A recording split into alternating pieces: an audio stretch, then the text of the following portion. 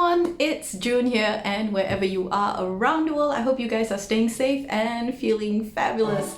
I am super excited to be sharing today's read with you. This book I can only describe as being super enchanting, magical, and there's also a mysterious twist to it. And it is actually a book written by a child. It really takes me back to my younger days. The book really represents the kind of stories that I grew up with. With that being said, let's get rolling.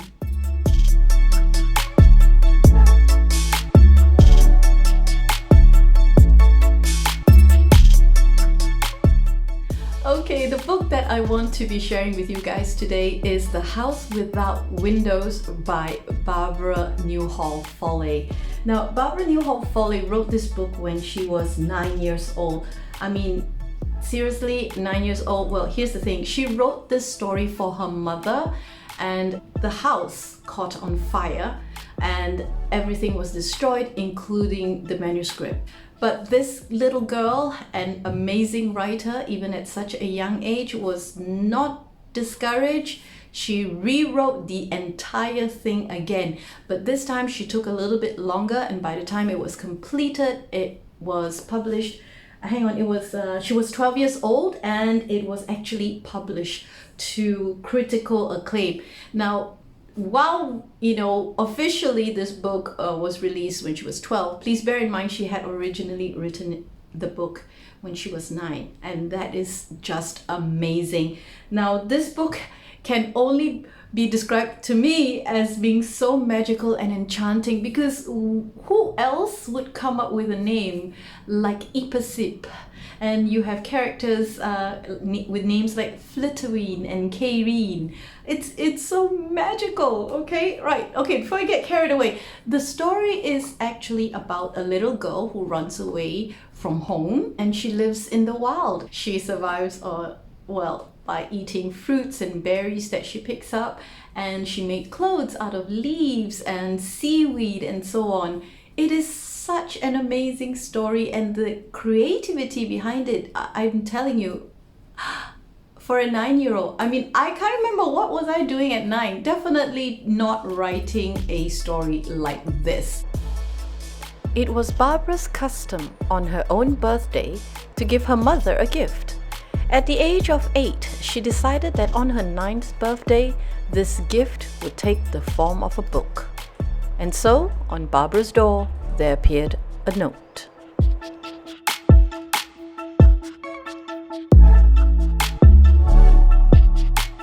The story is about 𝘱𝘱𝘰𝘮 who runs away from home. And a lot of times, I think I'm not the only one. I know that a lot of other people who read the book kind of feels like this is really a little bit of a story about herself. I think she's very connected with nature, and she loves animals, and so she is in a way expressing all the things that she loves, and she has placed it into this story, and it is so beautifully written. And I kind of chanced upon this book accidentally. This book found me. I did not find this book. It's one of those situations. I was at the library, and this book was just there. It looks spanking brand new. It has a beautiful cover, and I'm attracted by shiny things and new book covers. And what I did notice, it's a small thing, but it's something that I noticed was some books, they come with a ribbon bookmark, and for this particular book, the bookmark is attached to the bottom of the spine instead of top of the spine, where most bookmarks are usually attached to.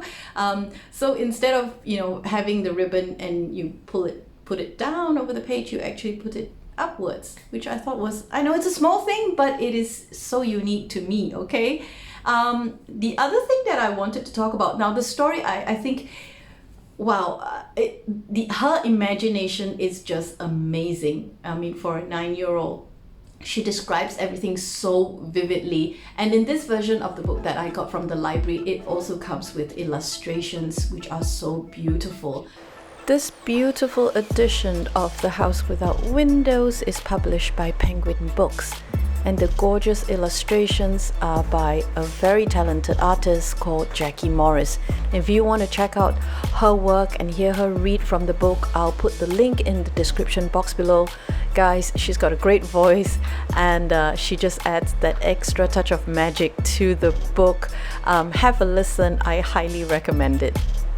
If you're a collector, do check out this book. It is so beautiful. The illustrations are amazing, and it goes so well with the content of the book as well. Now, again, remember, like, when we were younger, and days of elves and goblins and all that, right? And you are wondering, how is a child going to survive living in the wild? But in the story, she writes it out so beautifully. Although I can't help but feel a little bit disturbed by the fact that she doesn't want to even see her parents. So that broke my heart a little bit. And I cannot imagine her parents, what they must be feeling, because she ran away from home to live in the wild, and they were trying to literally track her down or hunt her down in a way. But because she was just so comfortable and so at one with nature, that she just, she could escape and she could just slip away so easily, and she's not afraid of being on her own even at such a young age. I feel this passage totally captures her spirit and her joy and happiness just being in the wilderness. Her body seemed to her lighter than ever in spite of its strength. Her spirit was so joyous that she could not express it in action. She had to let part of it out in a song. But song, however light and happy, could not quite express 𝘱𝘮𝘰𝘮𝘮's feeling. She danced and she sang and she leaped aloft for joy. In this day and age, it is really very hard for us to imagine, would a 9-year-old survive living in the jungle on her own, drinking fresh water just from the stream? Would even a grown-up survive, let alone a child?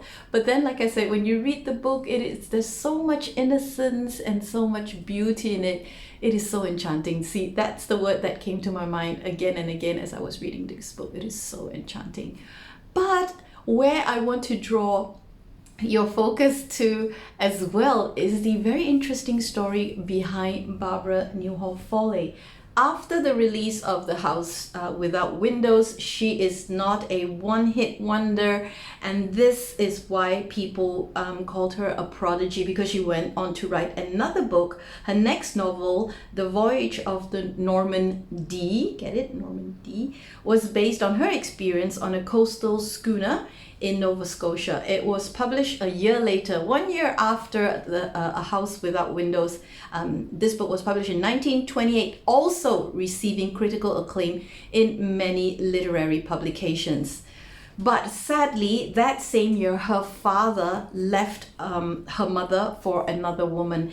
And I think that really hurt her. I believe that hurt her deeply. She was devastated. She was very close to her father. In fact, it was her father who got her first book published. Fast forward, okay, in the summer of 1931, Foley met Nickerson Rogers. Now, they spent their summer of 1932 walking the Appalachian Trail from Katahdin to the Massachusetts border, and then sailed to Spain, where they continued their walking excursions to Mallorca through to Swiss Alps. So you can see that she's very, very connected with nature, very comfortable to rough it out. And later on, I think she started to feel unhappy in her marriage. She has expressed her unhappiness in the relationship, and Foley was believed to be convinced that her husband was being unfaithful, and that led to her becoming depressed. I feel kind of sad, because I think that for someone who has so much creativity and imagination, it is so sad to see that the events around her, it feels as if like the people that she cared most about had let her down, and that took away her, I guess, her drive to write and create more stories. Now here's the mysterious bit, okay? Now, according to her husband, on December 7th, 1939, Foley left their apartment after a quarrel with only $30 in her wallet, and she was never to be seen again. Now, being a true crime buff like I am, you know, when a couple quarrels and one is missing after that, you know who's my suspect number one, right? So now, and the other thing that was really suspicious was that the husband did not report her missing for 2 weeks. Now, I would think you'd be quite concerned if someone is missing for a day or two, or like if she has not or he has not returned home. Like if you wait for 2 weeks, I'm not sure, right? So yeah, true crime buffs out there, I know you guys agree with me, right? That should be suspect number one, her husband. Okay, so in 1952, 13 years after Foley disappeared, her mother, Helen, insisted that Brookline police, where they were at, okay, investigate the matter more thoroughly. In fact, her mother was suspicious of Rogers because she felt that he didn't show much concern, or he did not seem to be putting a lot of effort to locate his missing wife. And in a letter to Rogers, and this is her mom writing to her husband, she wrote, "All of this silence on your part looks as if you had something to hide concerning Barbara's disappearance.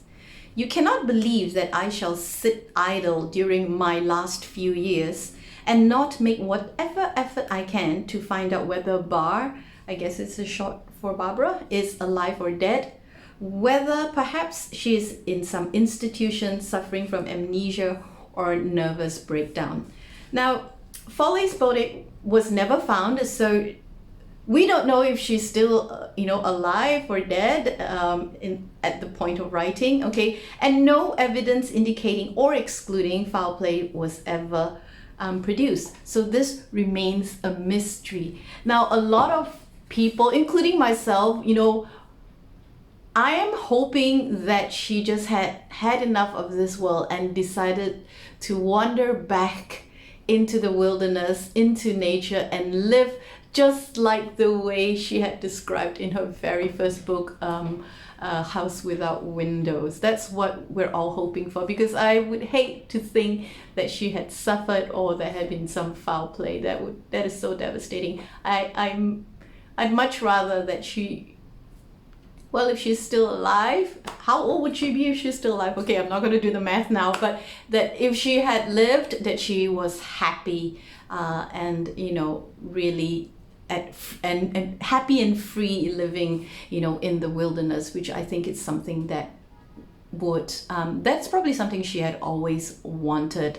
But of course, a lot of people are also thinking something tragic has happened to her. It is very sad that nobody has the answer, and it remains a mystery.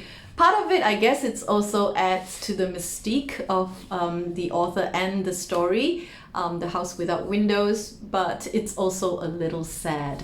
Well, anyway, I highly recommend this read. It is, the way that she describes the forest and the animals, it is so wonderful. It's something, seriously, that I feel, brought me back to my younger days, the days of Enid Blyton and all that.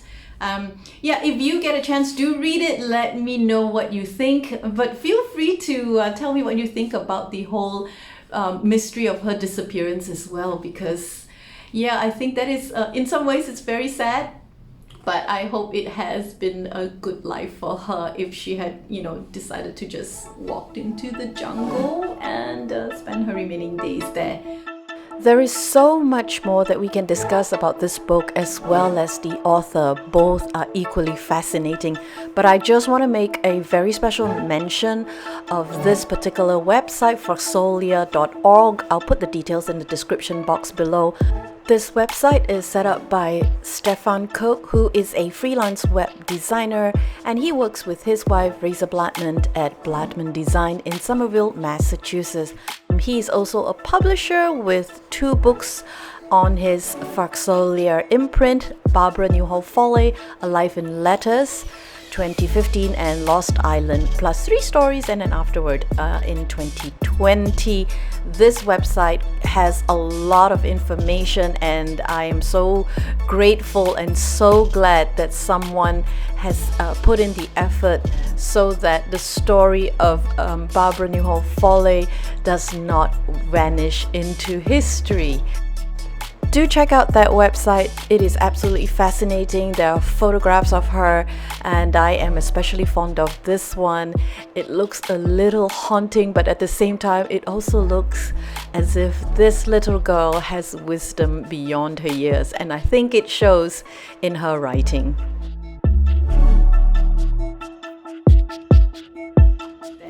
Okay guys, that's all for this time around. I know this book is something a little different, but I did enjoy it very much, and if you guys want to, please do check it out. It's called A House Without Windows by Barbara Newhall Follett. Okay, that's it for this episode. Remember to give this video a thumbs up, be subscribed to my channel if you haven't already. I shall be back again soon. And until then, remember to be kind and be brave.